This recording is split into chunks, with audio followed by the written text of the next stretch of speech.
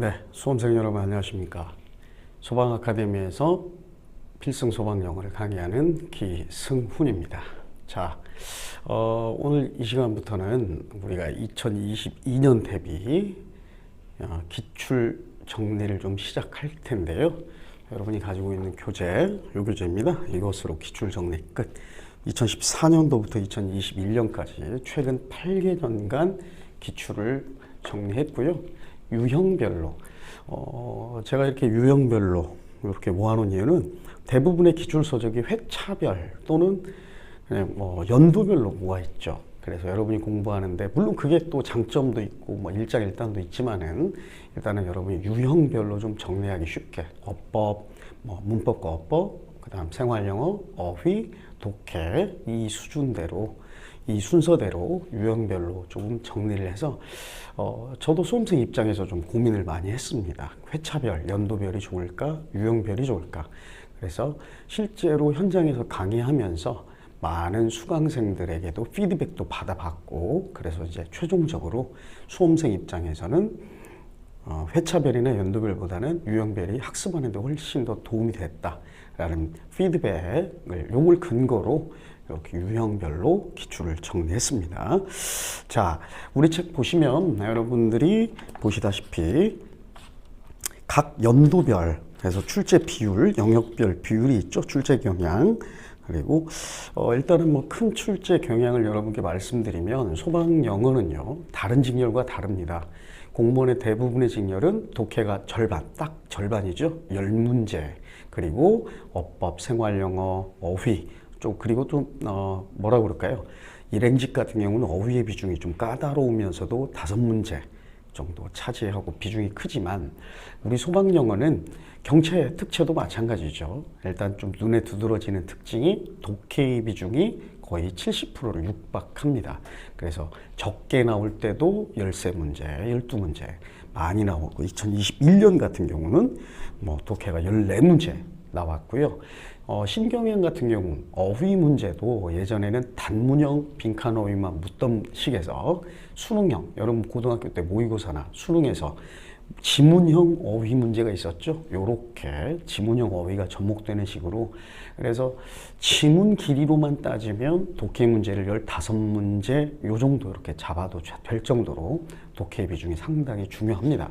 그래서 우리 기출 문제집, 기출 정리서도 독해 비중이 여러분이 보시다 보면 절반이 넘죠.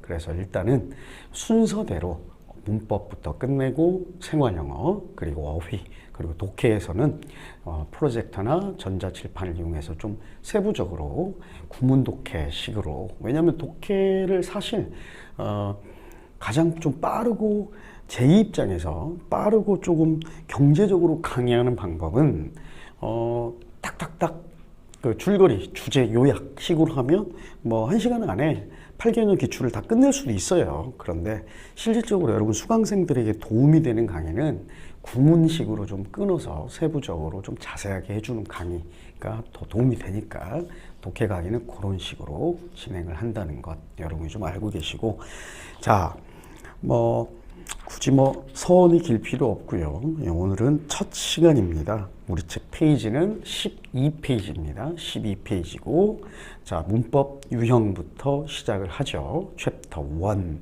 그래서 일단은 문법 유형의 특징만 간략하게 한 1분 내외로 설명하고 바로 강의로 들어가 보도록 하겠습니다. 자, 소방직 문법의 가장 큰 특징은 뭐냐? 일단은 일행직이나 물론 경찰직도 이제 검정으로 바뀌었습니다만 다른 직렬의 문법은요. 보기형이라든지 쉽게 말해서 하나의 보기당 하나의 어법을 묻거나 아니면 짧은 단문에 빈칸을 넣거나 선택지를 줍니다. 그런데 소방직은 2017년부터 문제 유형이 좀 굳어지다시피 했습니다. 문법도 쉽게 말하면 고등학교 모의고사형, 즉 수능형 어법 문제가 출제가 되죠. 최신 경향이. 그래서 고등학교 때 여러분 많이 연습했던 거 지문에서 밑줄 쳐서 밑줄 친 부분 중 어색한 것, 어법상 어색한 것 또는 보기 짝지어진 보기 중에 올바른 것으로 짝지어진 것. 그런데 최근에는 이렇게 선택지 유형보다는 밑줄 유형, 밑줄 유형이 아무래도 선택지보다는 조금 더 난이도가 살짝 높습니다.